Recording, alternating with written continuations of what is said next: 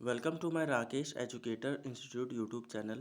आज हम पॉलिटी के कुछ पॉइंट्स लेके प्रस्तुत हुए हैं जो कि संविधान से संबंधित है और उस वो गठन कब हुआ था और भी कई पोस्ट है ना, तो दिवस से संबंधित। तो ये जो इम्पोर्टेंट पॉइंट्स हैं इनको आप नोट्स में नोट कर लीजिएगा। तो चलिए पहला पॉइंट से शुरुआत करते हैं। पहला पॉइंट है हमारा, भारतीय संविधान की पहली बैठक कब हुई थी? कब हुई थी? 9 दिसंबर 1946 को। इसको अपने नोट्स में उतार लीजिएगा, काफ़ी इम्पोर्टेंट पॉइंट्स है ये। ठीक है, तो आइए नेक्स्ट पॉइंट है हमारा, आंध्र प्रदेश आंध्र प्रदेश राज्य की गठन कब हुई थी? 1953 को। देखिए एक पॉइंट मैं आपके सामने रखना चाहता हूँ, जैसे कि जो संविधान सभा है ना, संविधान सभा मतलब है कि एक सभागार बनाया गया जिसको हमने संविधान सभा कहा गया। संविधान सभा इसलिए कहा गया क्योंकि उस सभा में संविधान का निर्माण हुआ था। ठीक है, तो इसलिए संविधान सभा का नाम रखा गया और उसकी जो पहली बैठक थी उसी दिन से हमारा संविधान का निर्माण शुरू हो गया था। ठीक है, 9 दिसंबर 1946। ठीक है, तो हाँ, आंध्र प्रदेश से संबंधित एक पॉइंट और बताना चाहता हूँ। आंध्र प्रदेश राज्य का गठन किस वर्ष हुआ था? 1953 में। ठीक है, और आंध्र प्रदेश ही एक ऐसा राज्य है जो कि भाषा के आधार पर गठित किया गया था। एक ऐसा पहला राज्य था। ठीक है, आगे देखते हैं। मतदाता दिवस है ना, मतदाता दिवस कब मनाया गया था? 25 जनवरी को। है ना, मतदाता दिवस कब मनाया था? हर साल मनाया जाता है और पहली बार भी 25 जनवरी को मनाया गया था। इसी वजह से ये 25 जनवरी को हर साल मनाया जाता है। ठीक है, अगला अगला पॉइंट है हमारा, संविधान सभा की प्रथम बैठक की अध्यक्षता। जैसे कि अभी हमने बताया था कि पहली बैठक कब हुई थी? 9 दिसंबर 1946 को। उसकी अध्यक्षता उसकी उसकी किसी की निगरानी में तो होगा वो मीटिंग, है ना। तो उसकी निगरानी किसके निगरानी में हुआ था ये पहली बैठक? वो 9 दिसंबर 1946 में हुआ था, सच्चिदानंद सिन्हा के अध्यक्षता में। ठीक है ना, और ये अस्थाई अध्यक्ष थे। ठीक है, अस्थाई अध्यक्ष मतलब परमानेंट नहीं थे। ठीक है, स्थाई अध्यक्ष अगले 2 दिन बाद मतलब 9 को स्थाई अध्यक्ष थे ये। तो 11 दिसंबर को जो स्थाई अध्यक्ष कौन थे? राजेंद्र प्रसाद। ठीक है, डॉक्टर राजेंद्र प्रसाद। अगला पॉइंट है हमारा, भारत सरकार के लेखांकन का कार्य कौन करता है? लेखांकन मतलब कि जो भी डॉक्यूमेंट्स वगैरह, जो भी कागजात से संबंधित जो भी भारत सरकार के जो भी कामकाज हैं उसको एक पूरा ब्यौरा देखने के लिए, पूरा मतलब कि उसको उन चीज़ों को हैंडल करने के लिए एक पोस्ट रखा जाता है जो कि होता है महालेखाकार। ठीक है, ये एक पर्सनल एक मतलब बोल सकते हैं। ठीक है, तो ये महालेखाकार होता है। इसी तरीके से एक कानूनी सलाहकार भी होता है महान्यायवादी। अगला हमारा पॉइंट में आएगा। अगला पॉइंट है हमारा, कारगिल दिवस का गठन गठन नहीं होगा यहाँ पे। कारगिल दिवस कब मनाया जाता है? ये 26 जुलाई को। ठीक है, 26 जुलाई को कारगिल दिवस मनाया जाता है। उस दिन कारगिल युद्ध हुआ था, मतलब उस दिन नहीं, मतलब कारगिल युद्ध हुआ था, तो उसमें कारगिल युद्ध में 26 जुलाई को हम लोग विजय पाए थे, इसीलिए कारगिल दिवस मनाया जाता है 26 जुलाई को। अगला पॉइंट है हमारा, भारत सरकार का प्रथम विधिक सलाहकार। अभी मैंने पॉइंट इससे पहले रखा था, जैसे महालेखाकार था, है ना। अब यहाँ क्या है, विधिक सलाहकार जो होता है मतलब कानूनी सलाहकार, कानूनी तौर पे भारत सरकार को राय देता है। किसको बोला जाता है? महान्यायवादी को बोला जाता है। ठीक है, और इसमें आर्टिकल इनके बारे में आर्टिकल 76 में बात रखी गई है, आर्टिकल 76। ठीक है,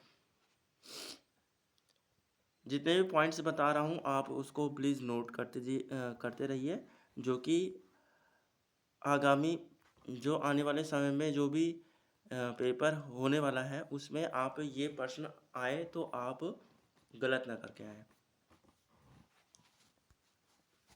अगला प्रश्न है हमारा उद्देशिका प्रस्ताव।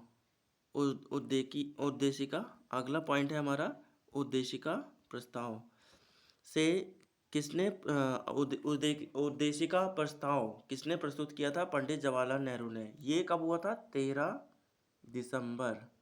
ठीक है, इसको याद कर लेना, 13 दिसंबर 1946 को। ठीक है जैसे कि जब पहला बैठक हुआ था, है ना, फिर उसके बाद स्थायी अध्यक्ष चुना गया राजेंद्र प्रसाद को 11 दिसंबर को, फिर 13 दिसंबर को उद्देशिका, मतलब वो जो हमारा संविधान का था, जो संविधान था पहले उद्देशिका में ही उसको रखा गया था कि उद्देशिका हमारा संविधान इस प्रकार से बनना चाहिए। ठीक है, तो उद्देशिका प्रस्ताव किसके द्वारा पारित किया गया था? प्रस्तुत किया गया था, पारित नहीं, प्रस्तुत किया गया था पंडित जवाहरलाल नेहरू के। ठीक है, बहुत इंपॉर्टेंट पॉइंट है। अगला पॉइंट है प्रधानमंत्री के कर्तव्य। देखो, हर किसी का कर्तव्य होता है, हर पोस्ट का, है ना, हर जितने भी पोस्ट हैं सबका एक कर्तव्य होता है। ऐसे ही प्रधानमंत्री का भी एक कर्तव्य होता है। अगर प्रधानमंत्री के कर्तव्यों का उल्लंघन मतलब जैसे उसका संबंधित अगर अनुच्छेद है तो क्या है? अनुच्छेद 78।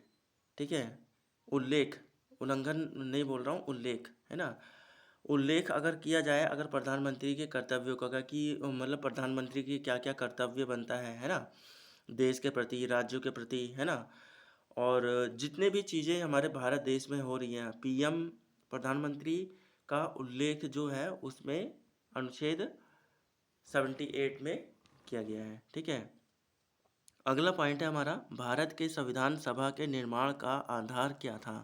ठीक है, जैसे कि भारतीय संविधान का निर्माण किया, लेकिन किसी ना किसी बेस पे तो किया होगा, तो वो बेस था, वो नींव था कैबिनेट मिशन 1946। ठीक है, काफ़ी इंपॉर्टेंट पॉइंट है, यहाँ से क्वेश्चन बनता ही बनता है।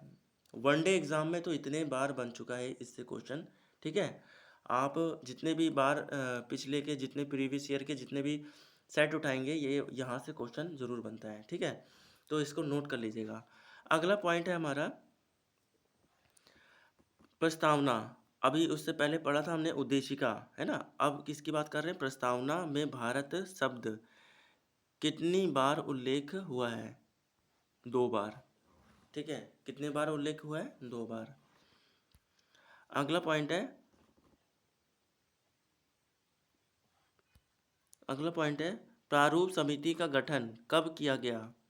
जो प्रारूप समिति है, ठीक है, प्रारूप समिति का गठन कब किया गया? 29 अगस्त 1947। ठीक है, प्रारूप समिति मतलब जो कि ऐसा समिति बनाया गया जो कि अपना अपना मत दे, मतलब संविधान के निर्माण में अपना हेल्प करे और अपना राय दे। तो ऐसा मतलब 7 लोगों का समिति बनाई गई थी। ठीक है, तो उन्हीं उसी समिति को प्रारूप समिति रखा गया और 29 अगस्त 1947 को रखा गया। ठीक है, वो इसलिए रखा गया ताकि हमारा जो संविधान का निर्माण हो रहा था उसमें सबका मत लिया जाए, और काफ़ी बहुत ही बारीक से इस संविधान को निर्माण किया गया। ठीक है, और जो हमारे प्रारूप समिति के अध्यक्ष थे, ठीक है, वो B.R. अम्बेडकर जी थे। ठीक है, ये भी पॉइंट आ जाता है प्रारूप समिति से। ठीक है, अगला पॉइंट है हमारा संविधान में भारत को क्या कहा जाता है? संविधान में भारत को क्या कहा जाता है? राज्यों का संघ। ये आर्टिकल 1 में भी बोला गया है। ठीक है, आर्टिकल 1 में भी बोला गया है राज्यों का संघ। ठीक है, राज्यों का संघ मतलब जितने भी राज्य हैं, जम्मू कश्मीर हो गया, लद्दाख हो गया, उत्तर प्रदेश, उत्तराखंड, हिमाचल प्रदेश, अरुणाचल प्रदेश, सिक्किम। ठीक है, जितने भी 29 राज्य हैं और जितने भी संघ क्षेत्र राज्य हैं, ठीक है, केंद्र शासित प्रदेश राज्य हैं, सबको मिला करके इकट्ठा जो राज्य बना है ना, वो एक तरीके से उसको बोला गया है भारत संविधान में भारत का को क्या कहा गया है? राज्यों का संघ कहा गया है आर्टिकल 1 में। ठीक है, मतलब भारत के अंदर ही अगर हम भारत बोलें तो एक प्रकार से भारत, अगर संविधान में भारत बोला गया है तो भारत में हर जितने भी राज्य हैं या केंद्र शासित प्रदेश हैं, सब उसमें भारत में इंक्लूड हो गया है। ठीक है, इसका मतलब ये हुआ। ठीक है, मतलब एकता, यूनिटी को दर्शाने के लिए ये चीज़ें बोली गई हैं। अगला पॉइंट है, भारत के संविधान को लागू कब किया गया? कब किया गया था? 26 जनवरी 1950 को। ठीक है, 26 जनवरी 1950 को। और 26 नवंबर 1949 को भारत का संविधान निर्माण होकर तैयार हो गया था। ठीक है, निर्माण हो चुका था, लेकिन लागू कब हुआ था? 26 जनवरी 1950 को। इसमें भी कई लोग कन्फ्यूज़न रहते हैं, लेकिन कन्फ्यूज़ नहीं होना है, क्योंकि दोनों पॉइंट्स मैंने आपको बता दिया है। ठीक है, अगला पॉइंट देखते हैं। अगला पॉइंट है हमारा, एक सेकेंड, इसको थोड़ा एडजस्ट कर लें।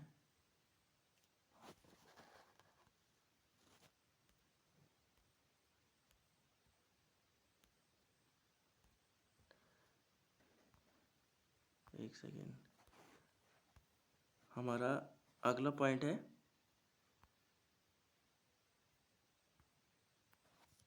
जी आइए चलिए अगला पॉइंट पे।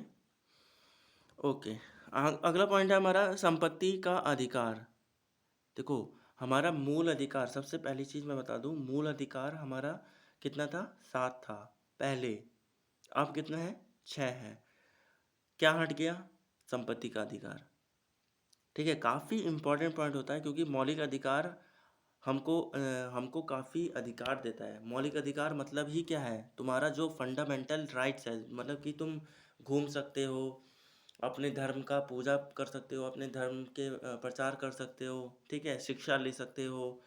ठीक है, अपनी बातों को रख सकते हो। ये सब जितने भी चीज़ें हैं जो हम आराम से घूम लेते हैं। ठीक है, अपने बातों को रख लेते हैं, हम धरना प्रदर्शन भी कर लेते हैं। ये सब किस में आ जाता है? ये आ जाता है मूल अधिकार में आता है। तो इसमें हमारा जो सबसे पहले जो मूल अधिकार बना था, 7 बना था, उसमें से सातवें जो आखिरी वाला था, 7वां, उसको हटा दिया गया। उसको, वो था संपत्ति का अधिकार। ठीक है, उसको विधिक अधिकार कर दिया गया।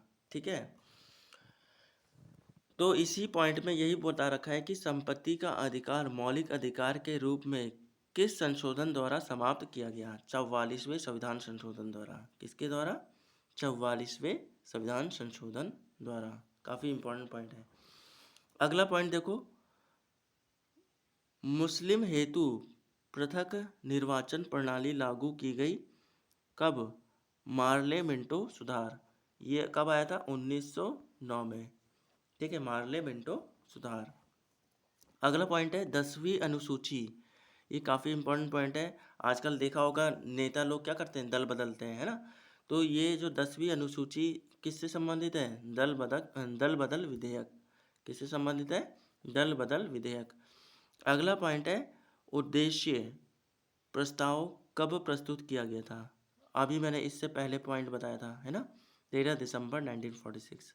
किसके द्वारा? जवाहरलाल नेहरू। ठीक है, अगला पॉइंट है नगर पालिका को संवैधानिक मान्यता, है ना? नगर पालिका को संवैधानिक